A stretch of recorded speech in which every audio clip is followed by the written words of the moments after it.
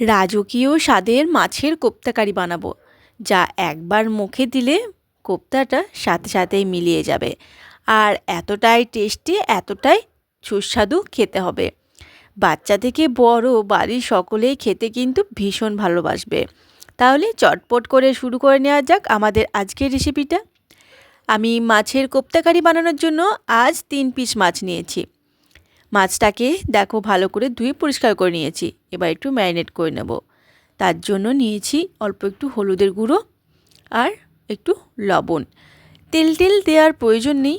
এই লবণ হলুদটাকে মাছের মধ্যে আমাদেরকে বেশ ভালো করে আগে মাখিয়ে নিতে হবে। এটাকে ম্যারিনেট করে কিছুক্ষণ রাখা থাক। এদিকে আমরা পেস্টটা রেডি করে নিই।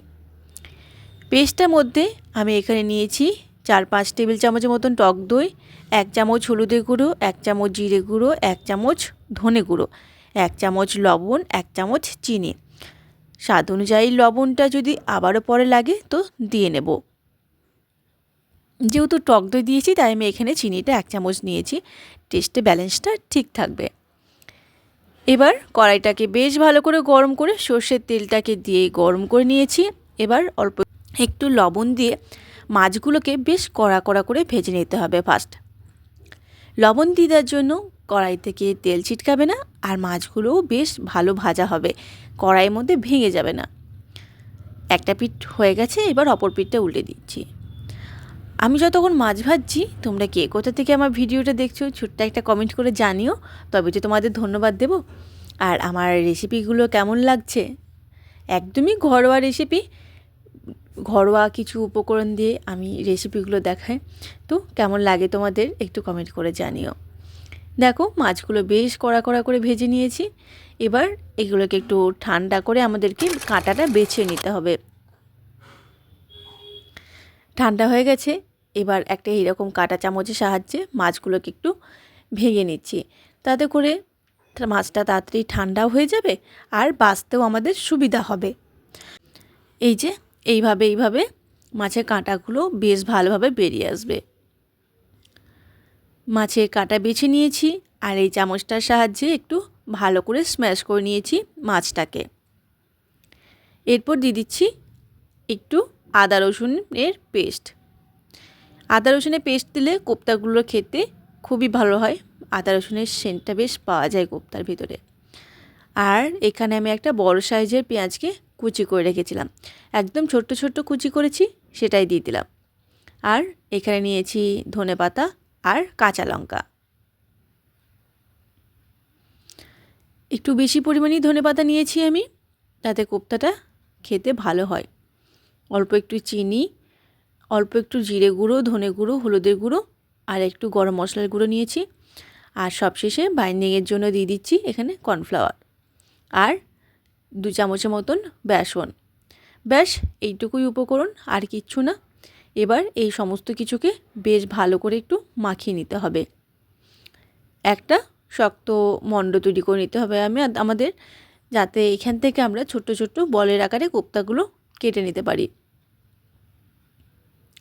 এটা হাত দিয়েই বেশ ভালো করে মাখলে ভালো হয়, তাতে মাখাটা খুব ভালো হবে। যেহেতু বেসন আছে তাই একটু ভালো করে আমাদেরকে এটা মাখিয়ে নিতে হবে। এইভাবে চটকে নিলে, আর এটা তোমরা যদি কারি না করতে চাও এমনি কোপ্তাটা ভেজেও খেতে পারো। কোপ্তাগুলো নরম হওয়ার জন্য আমি এখানে 2 টেবিল চামচের মতন দই দিয়ে দিচ্ছি। আমাদের ডোটা একটু শক্ত হয়েছিল, এই কারণেই, যাতে আমি পরে দই দেব। দই যদি না দিতে চাও তাহলে তোমরা আলু সেদ্ধও দিতে পারো, তবে আমার মনে হয় একটু দই দিয়ে বানিয়ে দেখো, খেতে বেশ ভালো লাগে। এইভাবে হাত দিয়ে একটু চটকে এটাকে মাখিয়ে নিতে হবে। আর এরকম কোপ্তাগুলো বিকালে স্ন্যাক্সের জন্য অথবা গরম ডাল ভাতের জন্য তোমরা কিন্তু বাড়িতে বানিয়ে নিতে পারো। এই যে ঠিক এই রকম কোপ্তাগুলোকে আমাদের প্রত্যেকটা বানিয়ে নিতে হবে। ওইদিকে আমি কিন্তু কড়াইয়ে তেল গরম বসিয়ে নিয়েছি। সর্ষের তেলটাকে বেশ ভালো করে গরম করে কোপ্তাগুলোকে ছেড়ে দিলাম। মিডিয়াম টু লো ফ্লেমে কিন্তু কোপ্তাগুলোকে ভাজতে হবে, তা না হলে কোপ্তা আমাদের উপর থেকে পুড়ে যাবে আর ভেতর থেকে কাঁচা থেকে যাবে। আর খেতে একদমই ভালো লাগবে না, কাঁচা গন্ধটা থেকে যাবে বেসনের, আর একটু শক্ত শক্ত থেকে যাবে। তাই মাখাটা খুবই একটা ইম্পর্টেন্ট কাজ। ভালো করে চটকে মেখে নিয়ে তারপর আমাদেরকে কোপ্তাগুলো ভাজতে হবে। এদিকে কোপ্তা আমাদের উঠিয়ে নিয়েছি, ভাজা কমপ্লিট হয়ে গেছে। আবারও কিছুটা তেল দিয়ে অল্প একটু গোটা জিরে, শুকনো লঙ্কা আর দুটো এলাচকে ফাটিয়ে দিয়ে দিয়েছি। মিষ্টি যখন একটা গন্ধ বেরিয়ে আসবে তখন একটা কুচি করে নেওয়া পেঁয়াজকে দিয়ে ভাজতে থাকবো। আর এইদিকে আমি একটা টমেটো পিউরি করেছিলাম, তার মধ্যে অল্প একটু মগজ, কাজু আর 2-3 পিসের মতন আমন্ড আমি বেটে নিয়েছি একসাথে। আর এখানে যে দইয়ের পেস্টটা বানিয়ে রেখেছিলাম সেটা দিয়ে দিয়েছি। দইয়ের পেস্টটা দেওয়ার পর বেশ ভালো করে নাড়িয়ে কষিয়ে নিয়েছিলাম, গ্যাসের ফ্লেমটাকে একদম লোতে রেখে মশলাটাকে বেশ ভালো করে কষে নিতে হবে। কেননা দই আছে তো, দই থাকার জন্য আমাদের যদি গ্যাসটা বাড়ানো থাকে সেক্ষেত্রে দইটা ফেটে যেতে পারে। তাই গ্যাসের ফ্লেমটাকে লোতে রেখে কষিয়ে নেওয়ার পর যে টমেটো পেস্টটা বানিয়ে নিয়েছিলাম সেটাই দিয়ে আবারও বেশ ভালো করে কষে নিলাম দেখো। আর গ্যাসের ফ্লেমটাকে একদম বরাবর কমেতে রাখতে হবে, তা না হলে মশলা পুড়ে যাবে আর খেতে গ্রেভিটা একদমই ভালো লাগবে না। ব্যাস মশলা কষানো হয়ে গেছে, এবার জল দিয়ে দিলাম। জলটা দিয়ে একটু কিছুক্ষণ ঢাকাটা ফুটে পাওয়ার পর মনে পড়লো আদা রসুনের পেস্ট দিতেই ভুলে গেছি। দেখো আমরা তো সবসময় রান্না করি, প্রতিদিনই রান্না করি, তবুও কিন্তু আমাদের ভুল হতেই থাকে। এটা কোনো অসুবিধা হবে না। এটা মিশিয়ে নেওয়ার পর আরও একটু জল দিয়ে আমি এটাকে আরও কিছুক্ষণ ফুটিয়ে নেব, তাহলে আর মশলার যে কাঁচা গন্ধটা সেটা আর থাকবে না। ব্যাস এই যে কিছুটা জল দিয়ে দিলাম, আবারও ঢাকা চাপা দিয়ে এটাকে বেশ ভালো করে কিছুক্ষণ ফুটিয়ে নিয়েছি। এবার যে ভেজে রাখা কোপ্তাগুলো দিয়ে দেব। আর কোপ্তা দেওয়ার পর খুব বেশিক্ষণ আমাদের ফোটানোর একদমই প্রয়োজন নেই, তাতে করে কোপ্তাগুলো ভেঙে যেতে পারে। তাই কোপ্তাগুলো দিয়ে ওই মিনিট কয়েক ফুটিয়ে নিলেই হবে।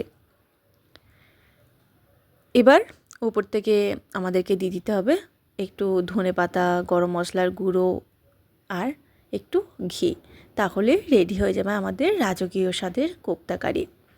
গরম মশলার গুঁড়ো 1 চামচ দিয়ে দিয়েছি আর অনেকটা পরিমাণ ধনেপাতা। আমার তো এই ধনেপাতাটার ফ্লেভারটা খুবই ভালো লাগে। আর 1 চামচ ঘি। ব্যাস শেষের এই 3টে উপকরণ যদি সব রান্নাতেই পড়ে তার স্বাদ কিন্তু একদমই অন্যরকম হয়ে যায়। আমি আর চেরা কাঁচা লঙ্কা দিইনি, তোমরা যদি দিতে চাও তো দিতে পারো।